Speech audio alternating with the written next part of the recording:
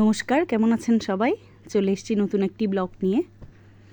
অনেক দিন ধরে লতি দিয়ে শুটকি দিয়ে খাওয়ার ইচ্ছে হচ্ছিল, তো সেদিন বাজারে গিয়েছিলাম, দেখলাম লতি উঠেছে অনেক সুন্দর সুন্দর। আমি যদিও চিনি না, এই লতিগুলো দেখলাম মোটামুটি ভালোই ছিল, তো চিন্তা করলাম যে গিয়ে নিয়ে রান্না করে দেখি কেমন হয়। আমার এই লতি দেখলে একটা কথা মনে পড়ে, আমার মার খুব লতি ছিলা এবং মিষ্টি কুমড়ার বিচি ছোলা ওনার খুব পছন্দ। এই লতির যে আঁশগুলো হয় এগুলো খুবই ধৈর্য লাগে। আমি এই প্রথম করেছি, এর আগে যতবারই এনেছি হয় আমার শাশুড়ি রেডি করে দিয়েছে, তার আমি রান্না করেছি, কিন্তু আমি কখনো নিজে করে রান্না করি নাই। এই জিনিসগুলোতে এত ধৈর্য প্রয়োজন, বাপরে বাপ, আমি মনে হয় না আজকের পর আর কখনো খেতে ইচ্ছে করলেও এনে এত কিছু করে খাবো। তো এগুলো করছিলাম, এটা করতে করতে একটা জিনিসই বারবার মনে পড়ছিল, আমার মা এত বেশি লতি ছুলতে পারতো এবং মিষ্টি কুমড়ার বিচি ছুলতে পারতো। উনি খুব পছন্দ করতো আর কি এই কাজগুলো করতে, ওনার নাকি কখনো বিরক্ত লাগে না। এই ছেলেটাকে একটু স্ক্রিন অফ করিয়ে, যেহেতু টিভি দেখছিল, বাসায় আসলে আর কিছুই করার থাকে না, ওকে একটু ড্রয়িং করতে বসিয়েছি, সে ড্রয়িং করেছে, তাই এখন একটু কমপ্লিমেন্ট দিতে হবে। তো কমপ্লিমেন্ট তো আর কিছু নাই, একটু আদরই করে দিলাম। এরপর এই রান্নার প্রিপারেশন নিচ্ছিলাম। তো যেহেতু শুটকি দিয়ে রান্না করব, শুটকিগুলো একটু বেছে নিতে হয়। শুটকি বাছাবাছি শেষ করে এরপর তরকারি করতে বসলাম। যেহেতু শুধু লতি দিয়ে তো খাওয়া যাবে না, তাই লতি আর টমেটো চাটনিও করব। টমেটো হচ্ছে এমন একটা জিনিস যে সবজিটা আমার সবচেয়ে বেশি পছন্দ। মানে আমার লাইফে, মানে আমি যে এত টমেটো খেয়েছি, আমি শুধু কাঁচা টমেটো কাঁচামরিচ দিয়ে মেখেও ভাত খেতে পারবো। মানে আমি এরকম টমেটো খেতে পছন্দ করি।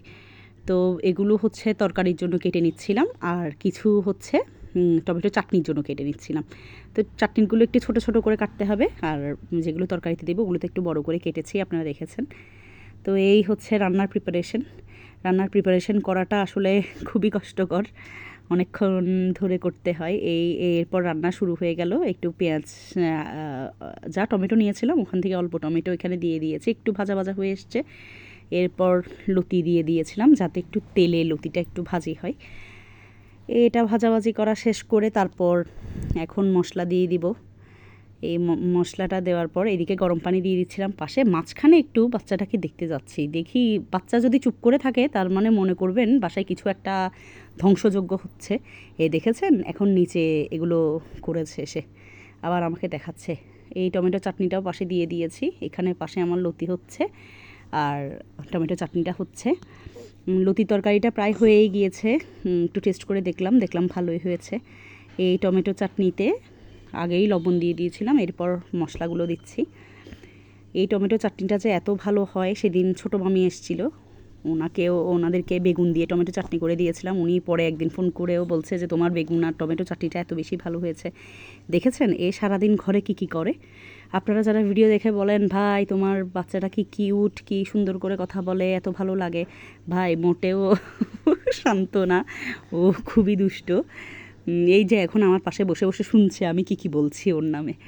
এরপর চুলোটা একটু মুছে তারপর তরকারিগুলো ঢেকে দিয়ে দিলাম, যেহেতু শেষ হয়ে গেছে রান্না। এরপর বাবা চলে এসছে, এখন বাবাকে জিজ্ঞেস করছে, এরপর লুকিয়ে গেছে, দেখছে ওর বাবার হাতে টিফিন বক্স নাই, ভাত নাওনি জিজ্ঞেস করছে।